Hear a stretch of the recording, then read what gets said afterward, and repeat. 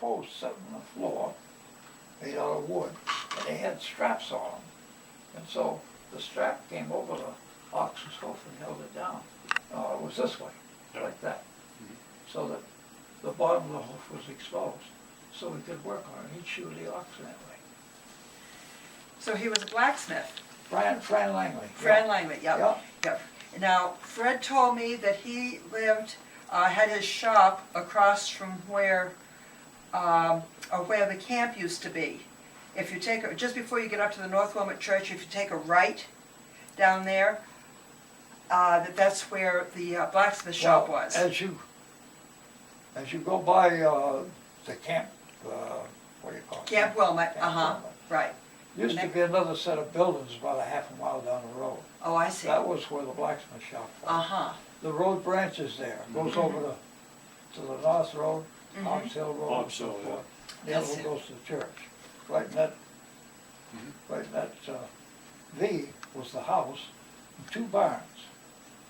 Then, as you approached from the pond, or from the camp, on the right, the blacksmith shop sat there right beside the road. And there was a long shed right behind it, where his cider mill was. And that's where the blacksmith shop was conducted. So he shod the oxen that way. Did he also shoe horses? Oh yes, he did horses, did a lot of horses. But he was able to have the horses lift their feet to be shod, is that? Oh yes, yeah. Okay. Yeah, he'd bend over and get the horse's leg, foot right between his legs, yeah. And his leather apron on. Earlier you mentioned about how steep the hill was, and you also mentioned something about a sand pit.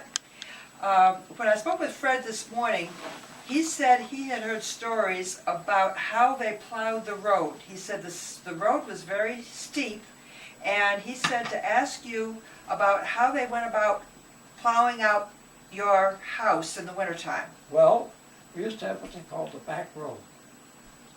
Okay. Now you went by the church, heading towards Piper Pond. That's right. Now as you get up there, you will cross a bridge. Then you come to Hannah Hill Road, goes up into Fowler Town. On the left was our back road. That road went around and it came out right in front of our buildings up on the hill.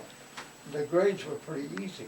So they used to go around that way with the plow and plow that out, and then they'd plow the hill downhill. And they never plowed Tewksbury's house on. No, That okay. was never open. Okay, Yeah. so from your house over the top of the hill to where, Sawyer's Yeah, that was never plowed. wasn't plowed, No. or Stearns's actually, I Yeah, guess, probably. Never, that was never. That never wasn't plowed out in the maintained. wintertime. So did they still use rollers, snow rollers at that time? No, the snow roller was parked in the horse sheds. And I never saw it run. Okay. I remember it being there. And I don't know what happened to it. The sheds in Wilmot Center, Yeah. Is it what? the horse sheds in Wilmot Center, No, this is the horse sheds at North Wilmot. at North Wilmot Church, yeah. Yeah. No, when the first year we were there, they had an old wooden plow made out of planks that they dragged around with 3 teams of horses. Yeah. That was 1930, 31. That summer, John Stearns worked all one summer building a plow. And he built it out of wood, and all bolted together, but it was built out of 2x6s, I believe. And he had wings on it, he had a nose on it, a V-nose.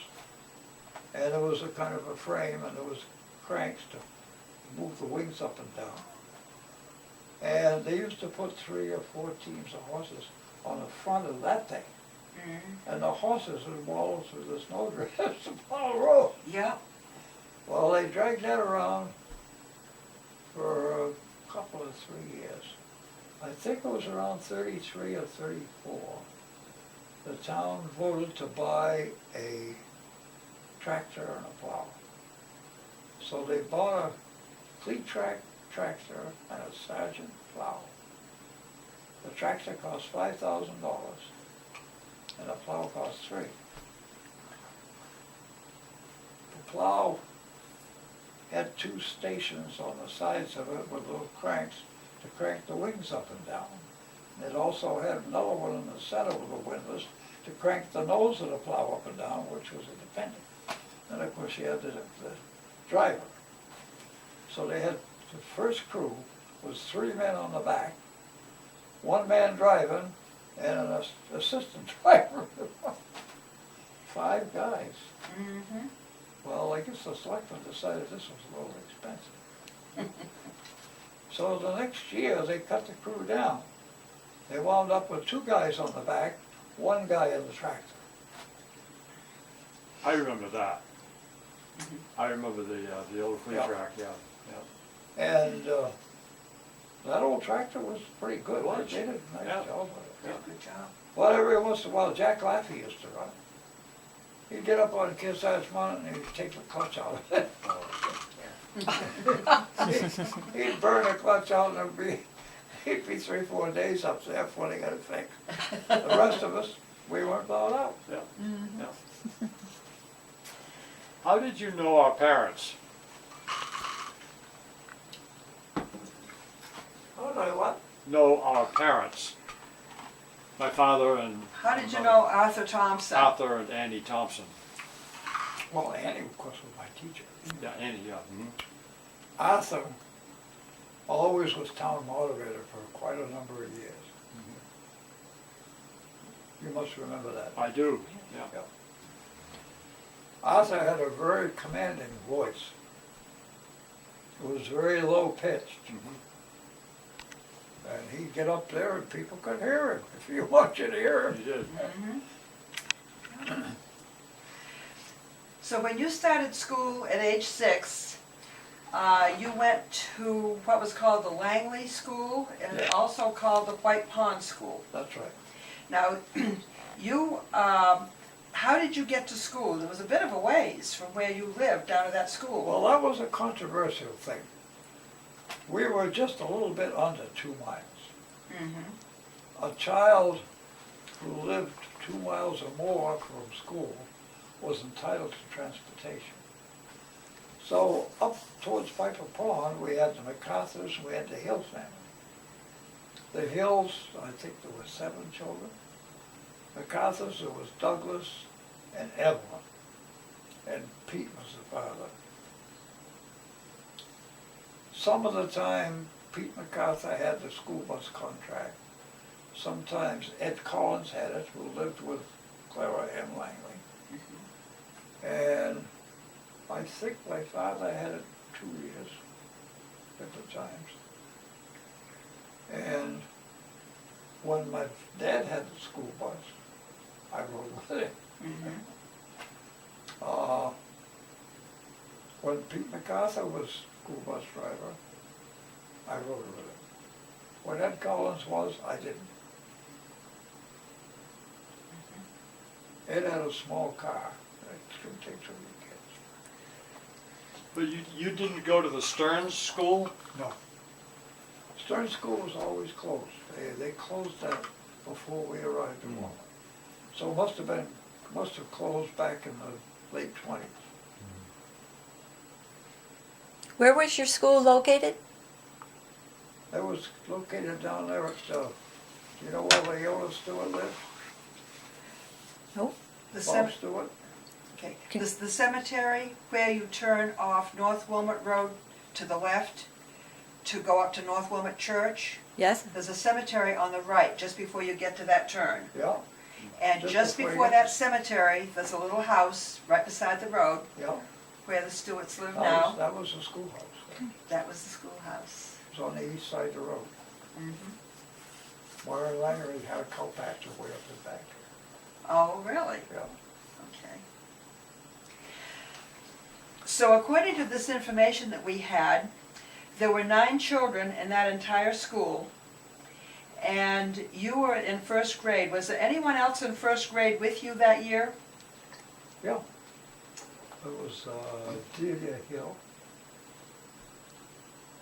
Okay. I think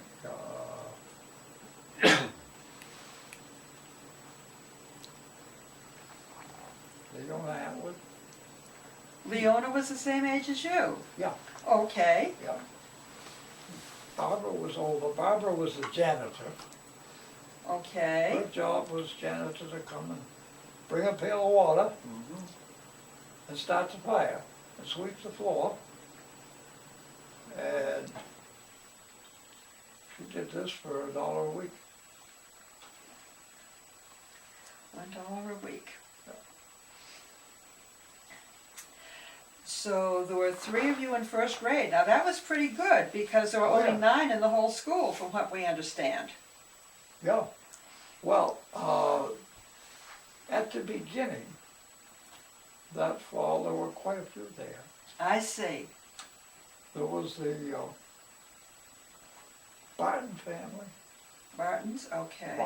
They moved to Franklin. And there was Annie and Ada.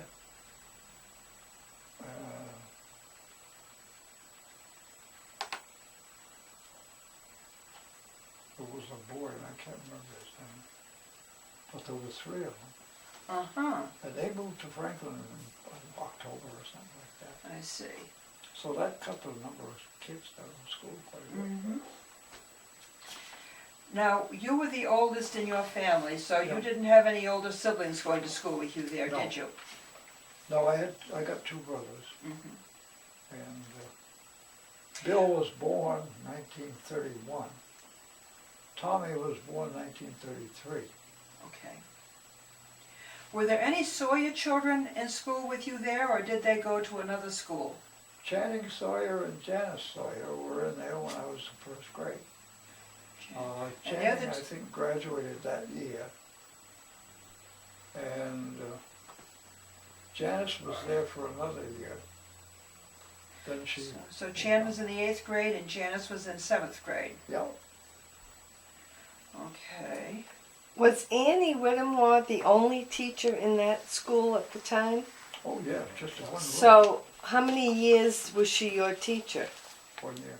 Why? Where did you go after that? I stayed in the school, but there was, Annie went to the Knoxville school, Okay. and they hired a Doris Smith to teach at the White Pond School. How did Annie? Doris became Mrs. Sawyer, That's right. Mrs. Curtis. Curtis. Oh, She came from Littleton. How did Annie manage to teach all the different grades? Did she give you some work to teach you, give you some work to do, and then go on That's to right. another student? She would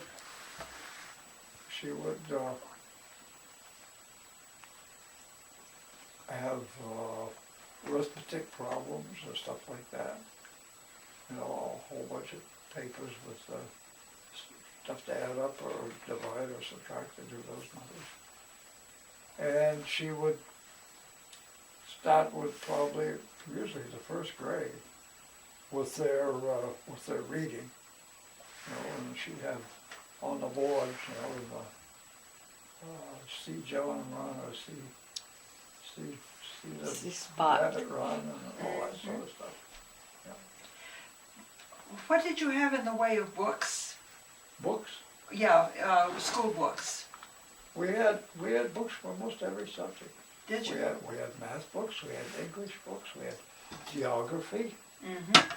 I taught geography in those days. That's right. And I think some of the time we had civics, we Wow. had history, Mm-hmm. mathematics, Any science? English, yeah, general science, Mm-hmm. yeah. That's an awful lot of different subjects to be covering for 8 different grades, isn't it? It was.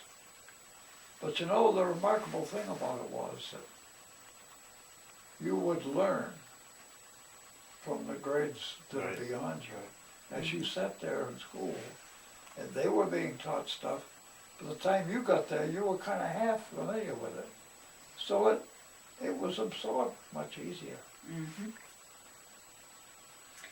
And the children knew that they had to pay attention to what their work was and take care of their stuff while she Oh, was yeah. teaching someone else. That's right, yeah.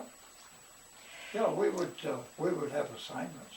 We might have to be writing a theme or doing an English exercise or mathematics exercise or stuff like that. Did you have a special? Penmanship, Uh, we're taught Of to write. course, oh, penmanship, absolutely. What did you do at the holiday time? Did you have like a Christmas program that you put on Yeah, for we the used to have it parents? up in the church. Uh-huh, They used to have a little Christmas party up there. We had a Christmas tree. We drew names. We went up, a couple of days before and decorated the tree. Somebody, my father or somebody would cut one and bring it in and set it up. And so we'd have that ready. And we would play games. what were some of the games you played? Drop the handkerchief. Okay, Uh, musical